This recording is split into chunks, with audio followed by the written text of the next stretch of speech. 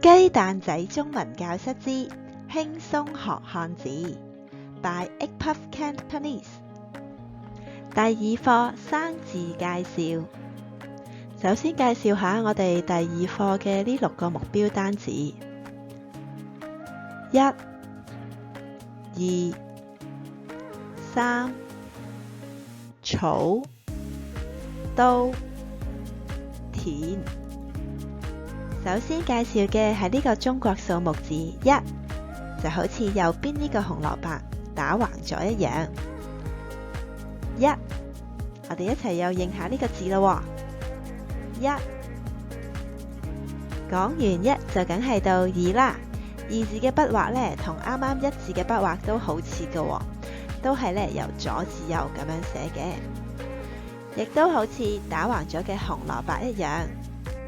我哋一齊數下啦喎，1、2，我哋認住呢個中國數目字啦，2，跟住呢就到中國數目字3，又係同啱啱一樣啦，都係呢打橫嘅筆畫嚟嘅。我哋一齊又數下啦，1、2、3，我哋認住呢個字啦，3。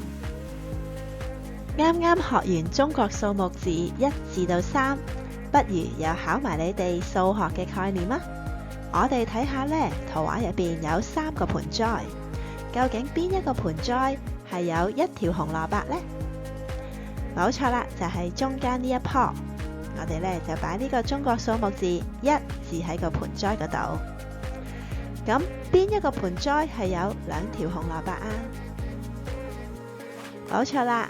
指咗出嚟咯，就係右邊呢個盆栽，我哋又擺呢個中國數目字2喺個盆栽上面啦。咁究竟邊一個盆栽有3條紅蘿蔔啊？大家都揾到啦，冇錯啦，就係左邊呢一盆。我哋又將個中國數目字3字擺喺個盆栽上邊。跟住落嚟呢個字呢係草。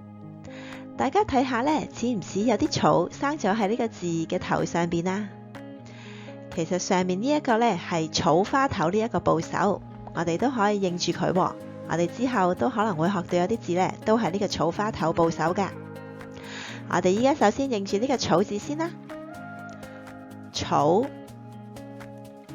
草。我哋又望下圖畫呢度呢，有好多草。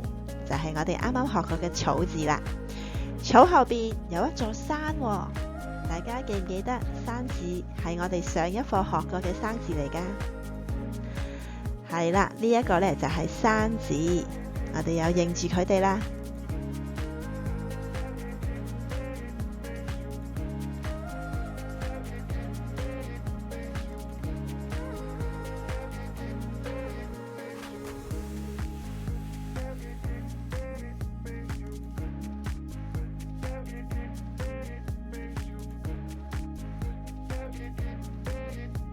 畫面上面呢2個字，邊一個字係個刀字呢？認到就指出嚟啦。冇錯啦，就係左邊呢一個刀字。呢個字係田，好似有4個方格喺入邊咁樣，就好似有時我哋見到啲稻田呢，都係一格一格咁樣噶喎。我哋又認住呢個字啦，田，田。啱啱學完個田字，其實呢紅蘿蔔都係喺田裏邊種噶喎。咁不如我哋幫手呢，擺翻呢條紅蘿蔔喺個田字嗰度啦。大家認唔認得邊個係個田字啊？冇錯啦，就係右邊呢一個田。介紹完呢6個目標單字，又係時候重溫一下啦。大家呢記得嘅，記住大聲嗌出嚟啦。1、2、3，草、刀、田。你哋又記得幾多個呢？玩完今堂嘅小遊戲，又要預告一下下一條影片啦。下一條影片呢，將會係我哋第2課嘅輔助小故事。入邊呢都會包含晒第二課嘅6個目標單字嘅，記住留意啦。如果大家都中意我哋雞蛋仔中文教室嘅影片嘅話呢，記得喺 Facebook 嗰度呢留意我哋嘅專頁啦。我哋亦都會喺專頁呢度分享一啲工作紙同埋一啲教材。